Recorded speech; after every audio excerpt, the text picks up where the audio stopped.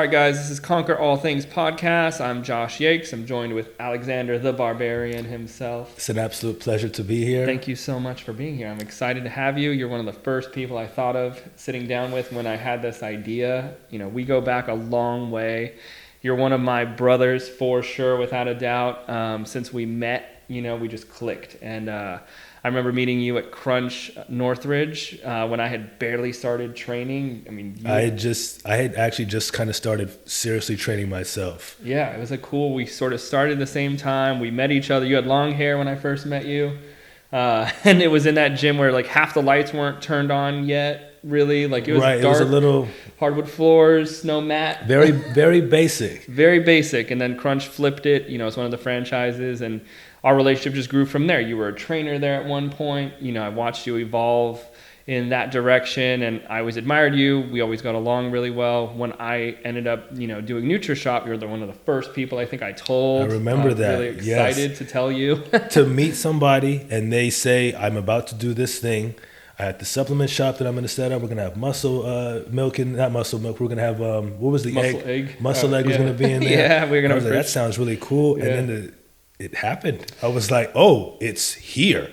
Yeah. I think it was one of those things where I was telling a couple of people and they sort of weren't believing me. And I get it looking back now because I was, you know, skinny. I wasn't a bodybuilder at the time. I wasn't really fit at the time. And me talking about supplements probably looked weird. Maybe to most people, like, a little bit. Why is this like, guy wait a talking minute. about it? Yeah, but I was the perfect spokesperson because I used them. Even hearing you talk about the shop and what it would be, in my head, I wasn't more doubting. Was just I've never met a person before their project took off and they told me this was their plan. Right. And so to hear that, I was like, oh, this is like a big deal. Yeah. I remember when you were training Jen and I had like a bag of t-shirts that we were just giving out. And I was like, hey, do you mind if I give your client a t-shirt? And she was so sweet. And like an hour later after your session, I'm at the shop. We weren't even officially open yet. No. We were still doing build out. Still setting things up. Yeah. And I was sitting there just hanging out, 10, 12 hours a day by myself or with Sean. And Jen walks in and she's like, yo, you give me a free t-shirt. I'm here. Show me what you're doing. And I was like, oh, I'm not prepared. And that was a really cool thing about meeting Jen was she was being trained by a friend of ours, Melina. Yeah. And she just needed a trainer for a day. She's like, I need a trainer. I said, oh, I'll take the session. Boom, hit it off. Instant friends. Watching her journey has been amazing, with Hardcore Fitness Agora, Thousand Oaks. It's just, she's competed. You don't need to say it because I can say it for you. She's a you in the sense that she's a fire that doesn't get extinguished. She continues to produce and continues to build and build. And I marvel at both of you, the way that you do it. There's a heart in it. Simple as that. You care about the people that you work with. You don't want to push people around. You want us to come together. And that's the biggest thing why we're all still friends. Gabby, Brian, Zio, we all still are friendly with each other. It's because of you. Thank you. I appreciate that, man. We had a great group and it's grown and the progression of our friendship, just watching it from, meeting you there, really seeing something in you too and being like, man, I appreciate that very much. I want you on board here like a couple hours a week if you have time. I remember talking to you about bodybuilding and you were just a little apprehensive, like, come on, bro. I was. Let's do this. People were saying, oh, you should compete. And as wonderful as that is, I didn't take it as seriously. I even had a friend, a friend's mother from years ago say, hey, you're looking really good. You should do one of those muscle shows. And I was like, okay, we're getting out of hand here. Let's not get crazy. Yeah, right. And then Mr. Samir Banut in the bathroom says, hey, man, actually, he caught me in the parking lot. I'm leaving. Comes up to me and says, hey, man, you have a great physique, and I hope that you'll keep training hard. And I was like, oh, wow, somebody saw me? Yeah, okay. Dude. And then he sees me again. When are you going to compete, man? Okay. Now let's take it seriously. And from him, the world must know this gentleman right here is the one who led me to compete because you gave me the opportunity and you gave me an incentive. And it was kind of all I needed. Dude, I believed in you from the beginning, man. I think certain people, they just have something in them, and it's not just the physique. It's the love for the sport. It's the understanding of the sport.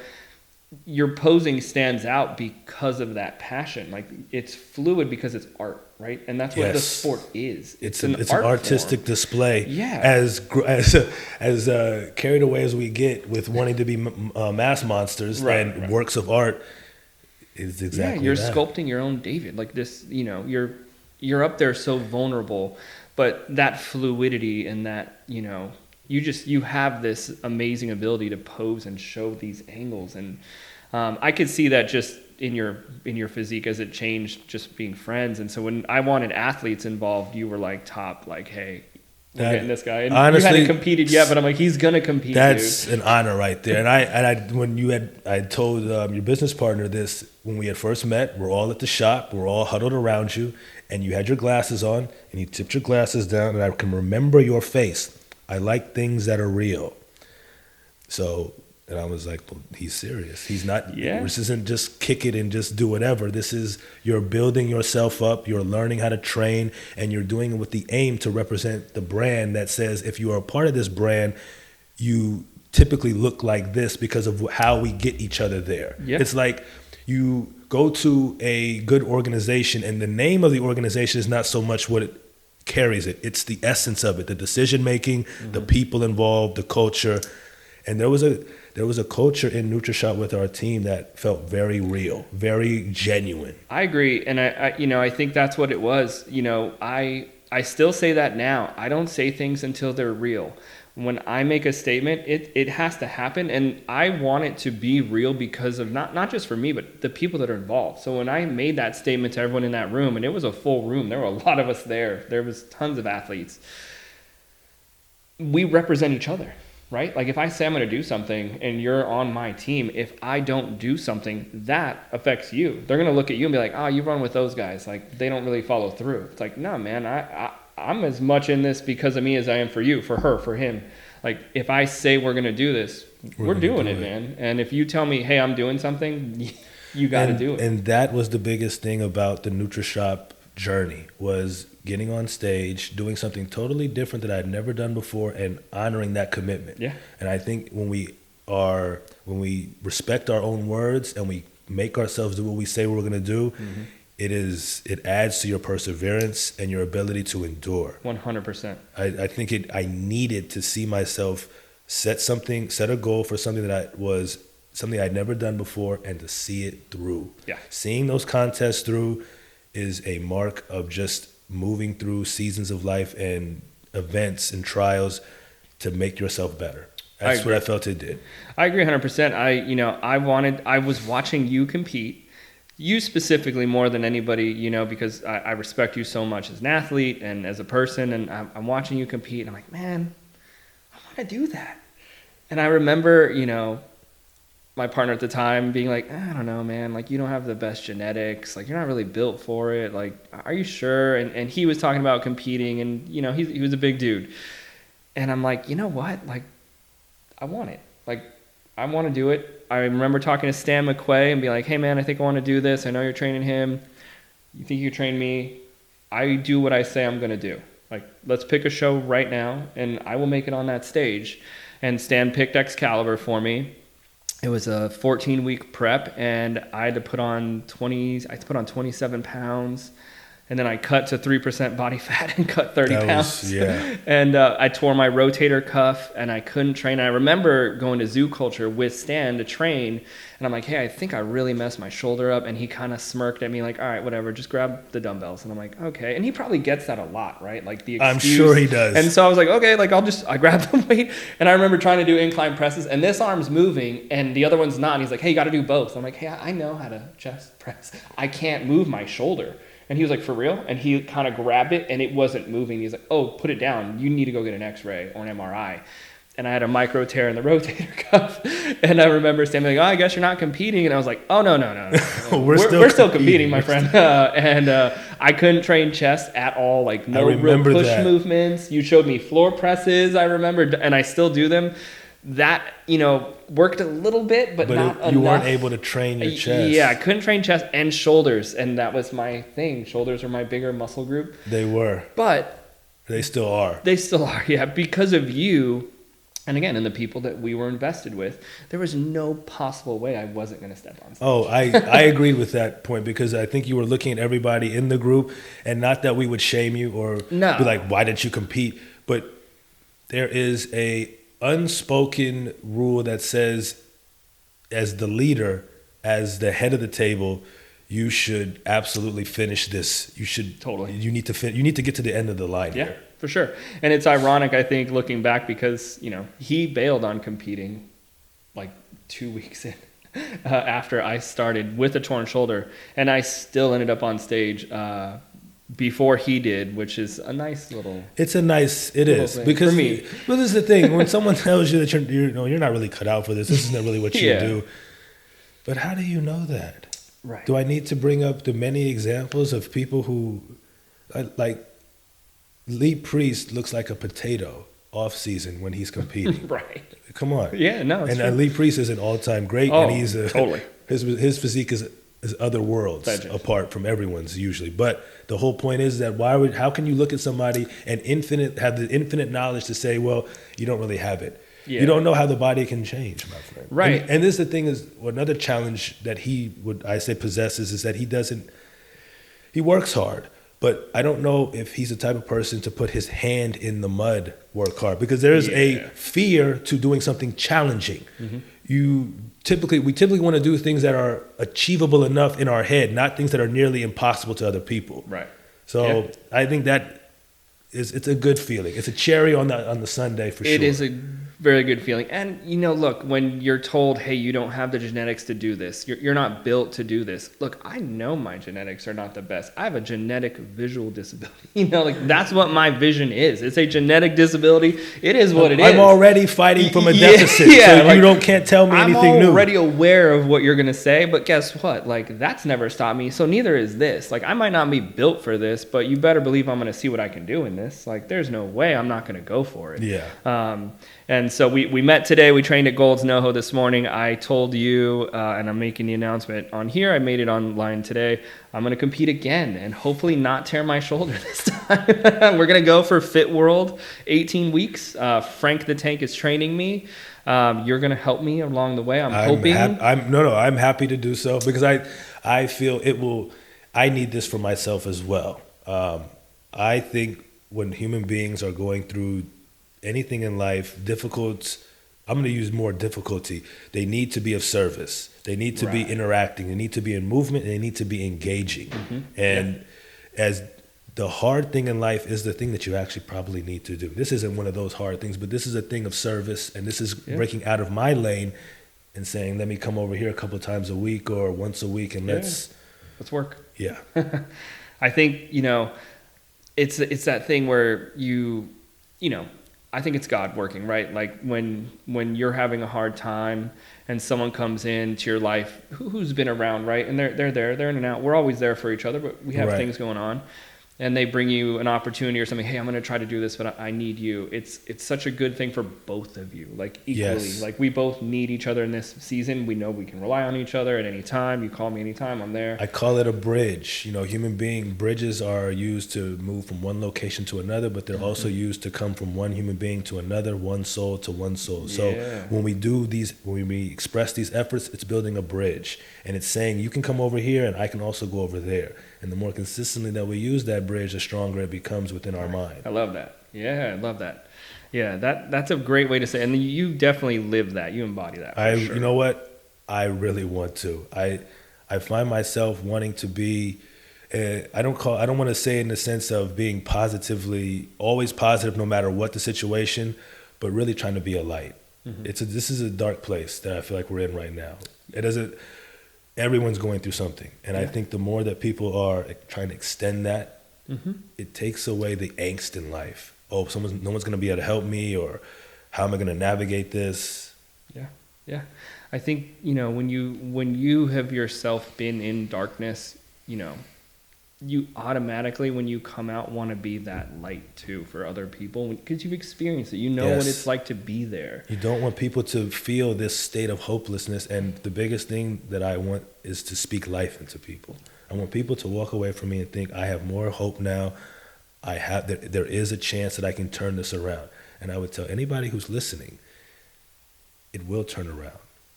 Just like the storms pass, the bad feelings do pass, but you have to let them pass. And letting go of something is not easy. But when people stop drinking alcohol, when they stop doing drugs, they don't focus on not doing drugs. They focus on doing all these other things in their life, and then it starts to move them away. Mm-hmm. So movement, helping others. When you're feeling terrible, help somebody. I guarantee it will change your heart. Yeah. Yeah, I think you're right. That is that's something that I'm a big believer in healing. And, I think when I look at what my purpose is in anything that I do in business, and I look back along the journey and the people that I attract and the people that I meet, my goal is always heal and champion, right? And I attract people that are a little broken in certain ways. I think we do for the part to pour into them. Totally. I mean, and this is really cool is you mentioned it's like God working. And it is, because it's him doing for you what you cannot do for yourself. Mm-hmm. So God can't make the job hire you, but he can put you in a position to be received well enough that you get the consideration that you maybe do get hired. So you showing up, you coming with your best energy, believing that you should get the job, speaking as if you should, chances are you'll probably get the job. And if not, I did a video on this on my page today. We need to stop labeling and calling things a judgment. Judge in terms of what is good versus what is evil, but stop judging the day. Stop judging the work situation, because you put it into a box now, and now you have to live that out instead of just appreciating your intentions and your efforts. And we're so focused on the finished product and rather than how we got there. Yep. I heard a dad talking to his son, and he was saying, I don't care how you play on the game today. I care about your effort. I care about you being the very best for your teammates and having a good attitude. Yeah. We've lost that. I think we have, and I look at things, I look at things like that, and I always have. And so referencing like bodybuilding, I chase moments, right? And it's the effort, and it's usually the work, and it's not stepping on stage. Like, that's not really the moment I remember. I remember my routine.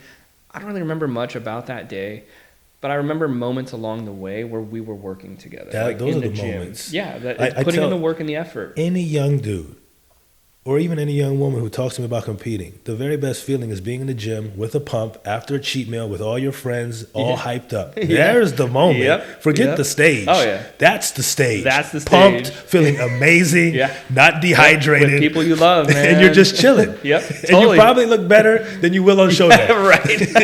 Let's just put that out there. That's true. For sure. Show day, you're probably not going to look as great as you do, because you're going to have to go through a water cut. Yeah. You're going to have to pull carbs. Yeah. You're going to have to do all this strenuous stuff, be running around all day. Yeah. You won't look as great, trust me. Yeah, your brain is like, don't look flat, don't look flat, don't look flat. That's the main focus. Eat. I think, that's a true thing, like looking at the effort and looking at the work that goes into something. And I think right now, with this business, we're really starting from nothing. I had done something down the street, and that was cool. And we moved here, and it's just not the same thing. And I'm realizing that I need to pull people in, because we're starting from ground zero. And it's like, hey, I need to pull in the people I trust here. And it's it's a larger enterprise now. Whereas the first one is much more manageable for you. Yeah, for sure. And it's more of a Nutrishop feeling now. We're obviously bigger than Nutrishop in terms of space. But the same thing, you need a marketer person. Yeah. You need influencers / athletes, trainers. Yeah. I need people I trust again, I need that core crew and that group of people. That fear of picking the wrong people, even when you decide that even when you've locked in, like, this is the person, to pick the wrong person is heartbreaking, because now they're in the space and they have turned against you. Yeah, I mean, they can poison the well, dude. It happens. It really One bad really apple does. Spoils the bunch. Yeah, for sure. You got to be really careful. One guy in the car to get us to not go to the party anymore. Right. Yeah. You got to be very cautious. And luckily, so far, one of my greatest blessings as a person is that I attract amazing people. Thank God for that. I know what every day. You do. And Antonio is a massive representation of that. Yeah. I mean, because he wasn't part of the team. No. Essentially, he was a customer client. Yeah. And then became a friend. Yeah. Totally. I mean, this speaks to just who you are. Yeah. I'm definitely looking at those people now, and having you in today and talking after this, before this, during the workout. Hey, how do we get you involved here? How do we make this work? And I would love that, genuinely. So as we brainstorm that, yes, totally, yeah, just like we did with Nutrishop. Yeah, I mean, I appreciate being able to be a part of something like that because we really were building it from the ground up, and it was a really great feeling. It was like my grandfather, even at some point, because he's like a Sean, where he's very independent. He's very business oriented, solo, real estate, sell. But even he was like, "Why are you there? What's going on there?" I said, "Well, I'm trying to invest in myself and invest in something that will eventually grow into." We didn't know what it was going to turn into, but let's say we opened up 3 to 4 shops, and we need store managers for those shops. I didn't know what it was going to turn into, but I felt I should be there and should be involved because it wasn't a strain on me. Right. And it did help me. It helped me. Yeah, I think it helped all of us. It was a good feeling. I like feeling like I'm part of something and that my presence matters. I think that most people think that. So to see my efforts, to see people receive me well, to see it go well with me a part of it, it did bolster my confidence. Yeah, I think me too. I look back on how it ended, and it ended rough. But before it ended, it was great, dude. I enjoyed myself. It was a great experience. Yeah, what we did, top 10 store in the country, top 20 store in the country. And and you know what? When we were starting from the back. Yeah, we had nothing. I mean, it was a slow grind in the beginning, and I tell everybody, when we first opened Nutrishop, for the first 6 or 7 months, if you came into the store and were like, "Hey, I'm looking for this one ingredient, like citrulline malate," and I'll be like, "Oh, cool. Go look over there a little bit. Here's some BCAAs. I'll be with you in 1 second. I just got to do this real quick." And when they would turn around, I would pick up the book of all the ingredient names. I just flip through it to try to find what had citrulline malate because I didn't know. Okay, that's I was trying to learn on the fly because I didn't have that background. And so by the time I went up to you, I had 2 supplements that I could recommend to you. But it was just trying to flip through the book. And working at Nutrishop, it was really cool to learn the ins and outs of supplements and how they're made, or just to know, hey man, C4 is we're not getting on it because it's not Nutrishop's product. It's just not that good. Yeah, it's pure energy. Right, the caffeine is a cheap quality bucked caffeine. Up, something has even Redcon's pre-workout. Yeah. So it's nice to be in the know and to not get fooled. To know the rules about the whey protein, the isolate versus the one that lasts in the body longer and has multiple forms. Casein and all that stuff. Yeah, it was a great experience. And it's nice to not just to have that info because sometimes it comes up and it's fun to share it with people. And you know about this? Yes, I do. Yeah, that's true. I used to sell them. Yeah, it was a big part of our lives. I think for me, I was there 2.5 years, and it was an amazing 2.5 years of building something from scratch, finding a team that we could trust, building that team. Building relationships with corporate and other managers, and the plan was other stores. I mean, Sean went on to do that, and that was what our plan was. Go to Santa Clarita, maybe take over another location, and he did that with Mark, and Zach. Mark and Zach were amazing owners. In Santa Barbara, right? Yeah, from Santa Barbara, Oxnard. They now own Santa Clarita. Nice. They're a testament to the brand. They really are. They just stayed with it. Yeah, they did, and they're good people. Good people last, man, and I hope. Boom. Good people last. I think people need to know being a good person is not something that gets you shortchanged. We have a lot of people talking about not being kind and cut people off. It's not the way to go. You will fail in life. You will, man. The communal efforts trump the solo nomadic always. You need people. Yeah. You have this great building, you have this great facility, but without people, what is it? Yeah. What is a mansion without a family? Totally. What is money without people to spend it with? I mean, you need people. The gym. What is the gym without the equipment? What is the gym without the weights? If you have the equipment and the weights, but what about the people? Mm-hmm. So, you need it, and that's kind of what I like to say. I'm team people. I want everyone to win. That works with me. My goal is to see you eat. I want to see you. Here you go. I love this. This is a quote I have. The dullest shard sharpens. Sorry, I'm messing up the quote. I've messed up the quote.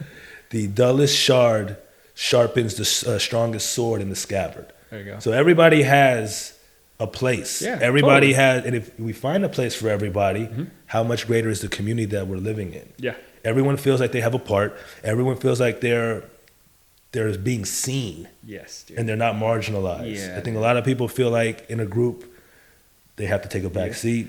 Yeah, that's what, saying that phrase specifically, everyone is seen. That's a big thing for me because of my disability. I mean, even in Nutrishop, when I would go to corporate or visit other owners, I know what a disability is. I know what certain people view that as. It's a weakness. In fitness, I know what it's viewed as. Like, you're at a disadvantage already. Oh, you're not an alpha. You have a disability. You're a wounded animal. Oh, like, man, I get that. We gotta address that alpha statement too. Yeah, we talk about that. Yeah, I get it though too, and it never hurt my feelings. It just made me work harder. But when you find someone who sees you for who you are, past that thing that you did, Yes. or past that thing that you have that's out of your control, when someone sees you, you feel it and you know it, man. And like, that relationship is the game changer. And I think that's what I try to do with all my friends. I don't see you for like what you've done. See I for see who for you are. man. Friendship can only exist when two people are walking down the road right next to each other. It's of equals. Yep. If we're not equals, you're at odds. You think that you have to overcompensate. You think that you have to catch up. We're not on the same level. We're not on the same frequency. Yeah, it's important. Let's talk about the alpha. I mean, okay. To me, point blank, an alpha sacrifices. An alpha accumulates so he can distribute. I don't see it as I'm the strongest, I'm the biggest, I'm the loudest. No. This is about seeing things in a righteous manner, knowing that if there's one, you're my friend. There's another gentleman who may have been in a situation, and it seems like you guys are getting into it. Instead of just right out jumping and taking your side, how about I hear the situation now and say, hey, man, you were kind of wrong here. Right. He was wrong here. Yeah. That's the alpha to me, the leader. The leader that sees things for the betterment of everyone. There's a whole purpose for us coming together. And if you are the alpha, you are the one who sees it clear enough, without emotion, without partiality, and says, this is how we're going to get there. Josh is my money guy. He's my such, boom, boom, boom. You're able to give people positions without ego. Yep. That's an alpha. I like sacrifice. that. Yeah, sacrifice. You are of sacrifice. Yeah. You are not about first in line. Alpha goes last. Everyone else eats first. There you go. To me, that's how it is. No, I like that. I think you're right. Yeah, that's a good breakdown. Yeah, so now Sigma is more of the popular phrase because it's quieter to say. You're not saying I'm the alpha. Yeah. All right. It's funny because I work at a school now, and so the kids were asking me, I'm a Sigma. And I know that they didn't know what it meant. They're 6 years old. What does Sigma mean? I see. Sigma means that you're unbothered by everything. Nothing phases you. You're the mountain you're the mountain in the storm. Right. The wind may blow as loud as it likes. The rain may fall. The mountain still stands, unaffected. Yeah, from a 6-year-old. I tell them these things even if they're not going to hear them, or even if they're not going to absorb them. Yeah. They need to hear this message because they hear a lot of ridiculous messages already. Yeah, dude, for sure. I have a 6-year-old. It's true. You got to talk to them like people. They're little people, man. Talk to everyone like I think if you talk to them like little people, it really matters. Yeah. You use some examples, like if you have 5 cookies and they have 5 cookies, should you go over there and take a cookie from them?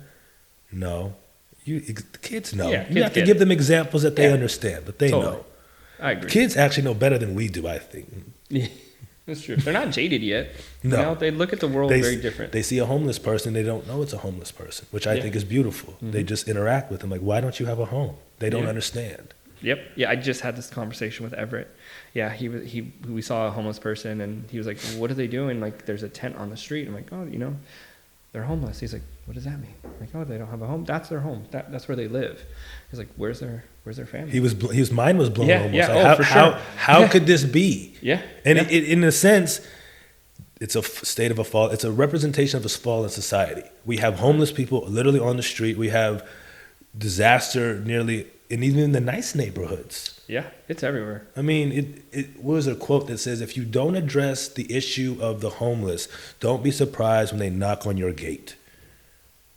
And it's true. Especially out here, bro, in LA. I mean, it's a thing. Like, we spend millions of dollars on the problem, and I don't see the problem changing. And it's then wild. The worst part was they had advertised for the tiny homes across the nation. So people were coming from all over the country into California, and they were finding out you're not on the homeless list out here. Yeah. You may be homeless, but you're not qualified. a certified homeless person, which is insane. Yeah. Right. I think that's kind of crazy. That's California. But the most liberal, conservative state that you will ever live in. That's true. Yeah, man. It's a wild time. It's interesting to see where we go from here, though, right? Elections just happened. Big changes happened across the government. I mean, all over. Yeah. I mean, it's people have reverted the other way, essentially. They want to go back. I shouldn't say they want to go back. They want to go back to what was working to them before the last. Totally. Yeah. And now it's time to see, hey, let's see if it works. Can you get it together? Yeah. Can you get it together? It's make or break time now. Like, you're in. You ran on all these policies. Let's see if we can see them. Let's see them work. Well, they should. Yeah. It should work. They should get a chance to show if their policies will work because of everything is aligned. Yeah. So we should see something come. I agree. Look, I'm a very proud American. I love being American. I love being from this country because of my disability, because of my background. In a different country, in a different time, different culture, I live a different life, right? Yeah. Because of my vision, whether it's wrong or right, it's just different. Because I grew up here, in my opinion, the best country you can be in, I had the opportunities that I had, right? And now, looking around to see where we're kind of going, you have to trust whoever's in office. I'm a big believer in, I might not have voted for you, I might not have been on your team, whatever. When you're in office, you're my president. It is what it is. You respect the order. I respect the office. Respect the order. Yeah, even this, to touch back on alpha, the president is the alpha of all alphas, but the president still listens to the Secret Service. Yes. There it is, right there. He's not so powerful that he can't listen to instructions. So if you're an alpha, you're also not averse to hearing a suggestion. Totally. Or, as I like to say, another addition to the truth that should be welcomed in. You may have a portion of it, but you come along and someone else comes along and says, but we also have A, B, and C to add to it. Yeah. Let's add it. Yep. Yes. Yep. So we need people. And then even with the disability, how people look at you is almost the reason why a lot of men probably don't disclose what is going on. Oh, you had a rough day yesterday. Are you okay? I don't want that treatment. Yeah. I understand I have something going on, but I am moving past it, and I can't move past it if you continually want to coddle me. Right. I don't need to be coddled. No. I need to be treated like a regular human being. Totally. Please. Yep, I agree. Yeah, and 100%. I think there is your strength. Not wanting the handout, not wanting, please feel sorry for me. No, please just give me an opportunity and let me work hard and appreciate my efforts as you would anybody else and let them fall where they may. Yeah. Hey, man, that sums me up for sure. That is what I want. You don't make excuses. No, definitely not, man. I think one of my favorite things is when someone tells me, I always forget you have a disability. And I was like, thank you so much. I honestly, I appreciate that. I forget as well. It doesn't, because you don't bring it up. Yeah, I mean, you know what? And the victim mentality. Yeah, it's too much for me. I can't listen to the complaining over and over. Mm-hmm. Yes, I complain within my own head sometimes, but for the most part, I try to minimize it. And I can't sit with a person and actively hear them, they're venting. No, they're not. They're complaining. Yes. They're complaining. Correct. And they're complaining about things that are constants. I had coworkers who would complain because we work at a bar. Mm-hmm. Oh, it's going to be a shit show tonight. But we work at a bar. Yeah. It's a dive bar in Santa Monica. Mm-hmm. Of course it's a show like it. Of course that's going to happen. What do you want? What are you expecting? We work at Chuck E. Cheese? Right. Yeah. You chose this. Yeah, this is the thing. No one makes you anybody work at a bar. If you need to. Complaining about the constants to me is worthless. Yeah. Let's work through it as best we can. Yeah. Let's get used to what our day-to-day is. If you can accept it, what your day-to-day is, then I feel like you do a much better job navigating it. Yeah, I'm a big believer of life is not fair. And that's okay. And you know what? Okay, life is not fair, but it's just. It is just. Because I can tell you from a standpoint of a spirituality, when we keep God into the forefront of our minds, the children in Africa and Asia and people in Ukraine who are going through atrocities that we are not experiencing, I promise you that it will even out for them. And it doesn't feel like it will right now, and it's not supposed to. Yeah. But it will. Yeah, it will all even out. He who is first shall be last. He who is last shall be first. He who is first shall be last. So it's gonna all come to ahead. Yeah. Which is why I don't try to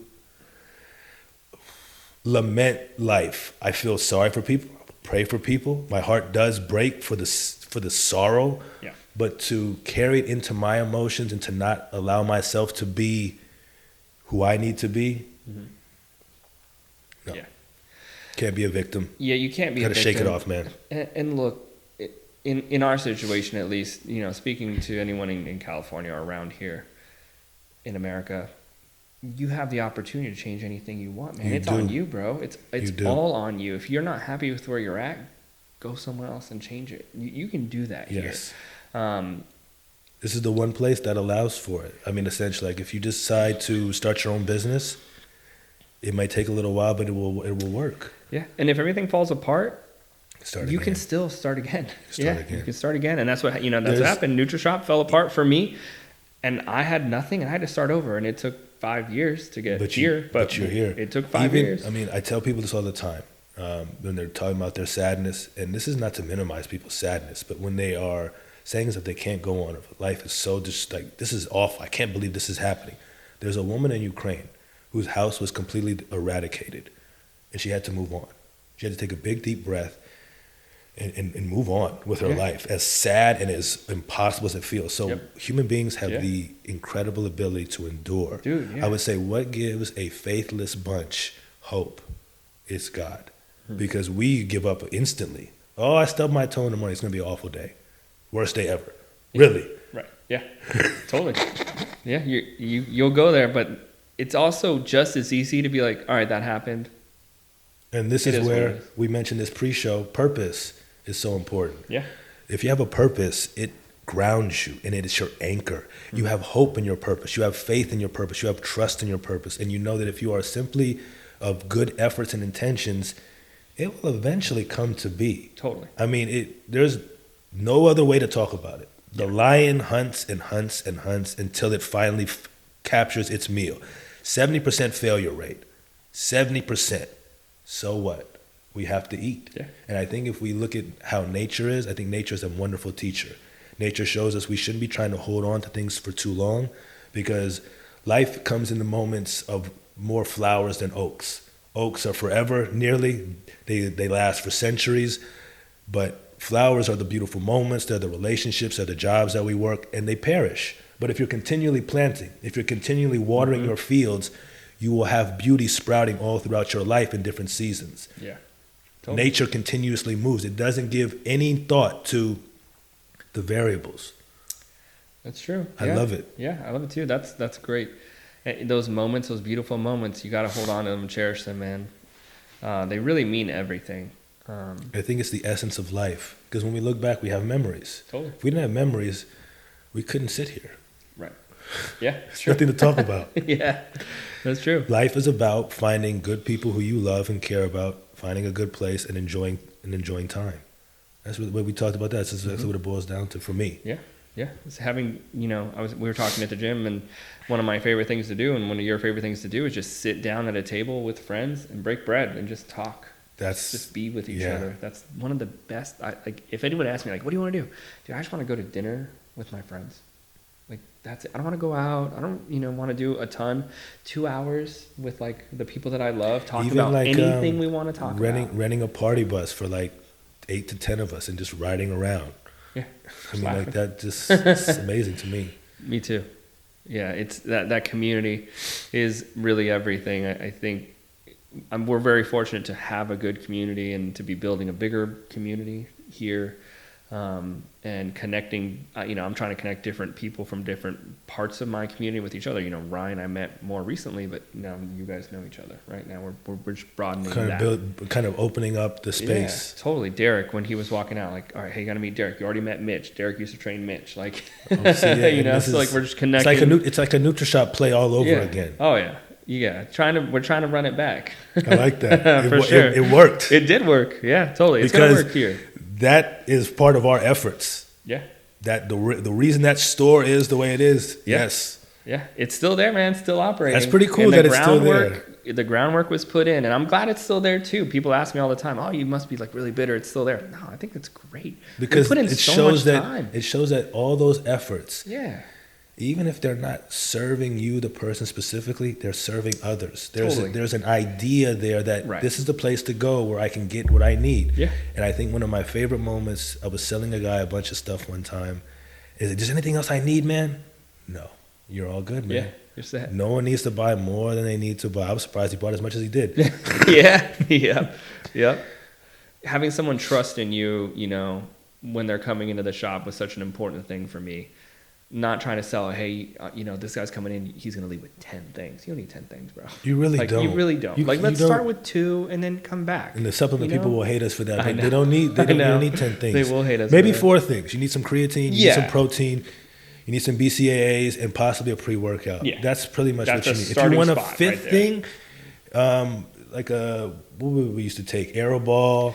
Yeah. Or the Phosphator. Phosphator, yeah. That was a good one. Other than that, you don't need anything else. No. Maybe try some roots, maybe some maca, maybe a little bit of ginseng, but doesn't need to be. You don't need 10 items when you're walking out. I've noticed I've taken less supplements and I'm older and I know how to train a little bit more, but still getting a great pump. Oh, and when I eat, food is the answer. Food, man. Food's the answer. Always. Food's the real thing. Totally. Yeah, the word is supplement. You're just supplementing what you're eating. Yeah. You're not trying to replace your food.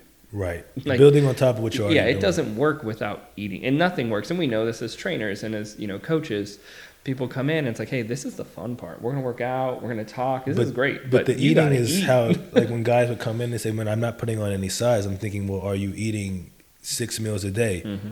Yeah, with 8 ounces of protein. Oh, well, I'm sorry, man, but that's kind of how it's gotta go. Yeah. Jan was doing what, 3 shakes and 3 meals? 3 big shakes too. I mean, the mass gainer shake. Yeah. That was like 1,000 calorie You're not shakes. putting in the work that you think you're putting in. I'm sorry to tell you, because if you were, the body would respond. Yeah, you'd see it. It just, there's no lie about that. No, there's no lie when you look in the mirror, man. The body will do what you command it to do. If you're feeding it, it will grow. Or if you're doing the right things, it will lose weight. I mean, you will change according to what you're doing. I tell everyone, like, I see you for 1 hour out of 168 hours. There's all these other hours. Are you eating on the other hours? Can you really do well in a class in which you don't study for?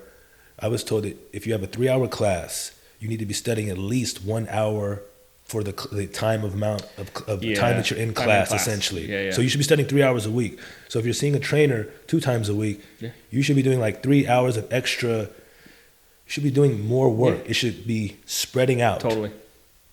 I don't know if people are.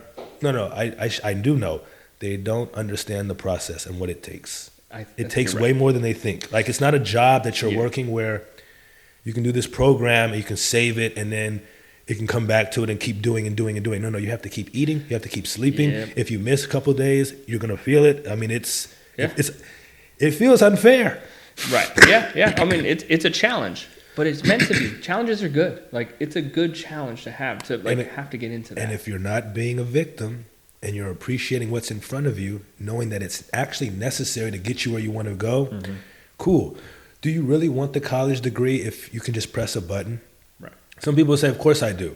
But you didn't get any experience from it. You didn't actually get learned. You didn't get shaped or get formed. So now you just have this degree. You just have a physique all of a sudden. You don't know how to maintain it or even train right. Yeah, totally. Yeah. So you mentioned a couple times, so we'll bring it up now and talk about it a little bit, you know, that victim mentality. So one of the things, you know, our mission statement, it had an answer that I was looking for and I was having a hard time with. And it was, you know, this building is a gym, right? We have a gym in this building. We have group fit classes here. We're focusing on the physical. But the mental fitness part of it is where I really want to start diving in more. And one of the main initiatives, you know, for me is I'm not a survivor, I'm a conqueror. I love that. And that's really heavily focusing on that victim mentality, that survivor mindset. And that's not in a negative way either, right? I think that you earn the right to say that you survived something difficult. I'm not saying that is a bad thing in any way.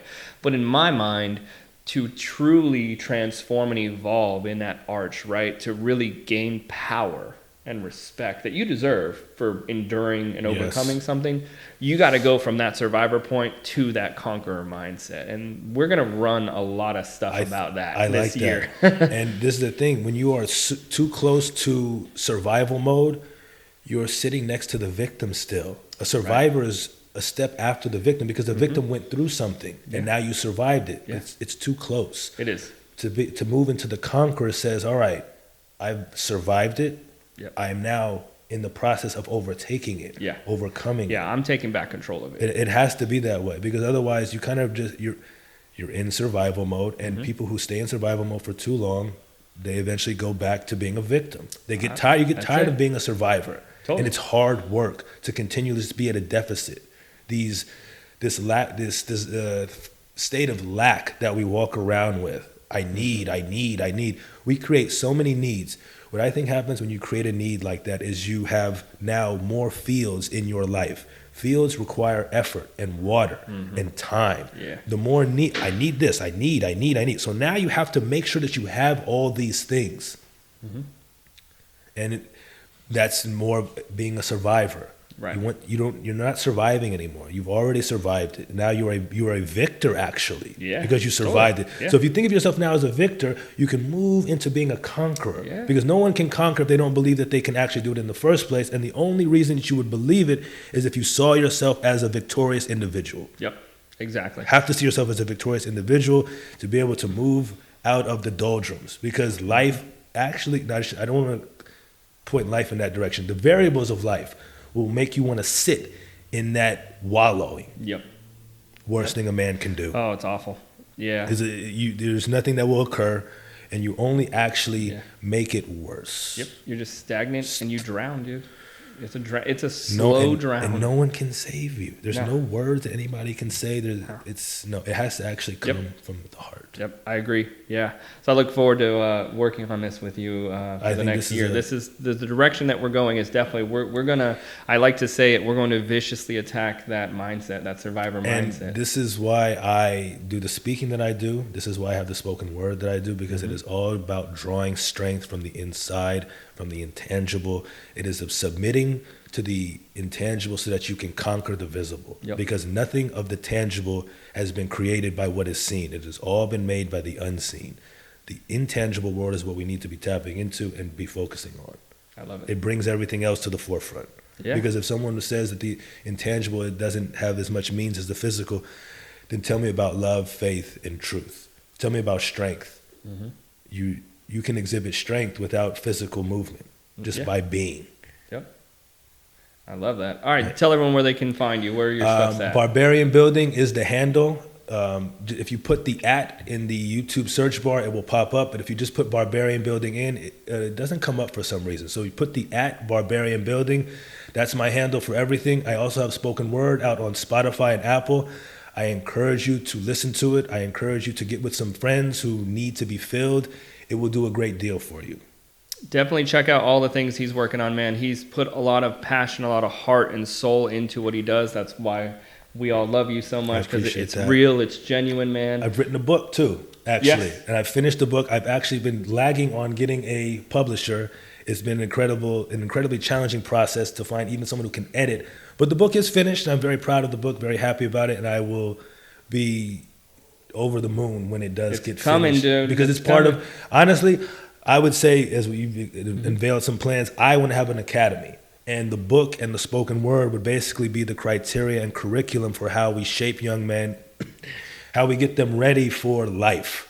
Men need to be leaders. Men need to be structures. They need to be builders. And we are spending too much time in comfort and in desire rather than in purpose, intention, and effort.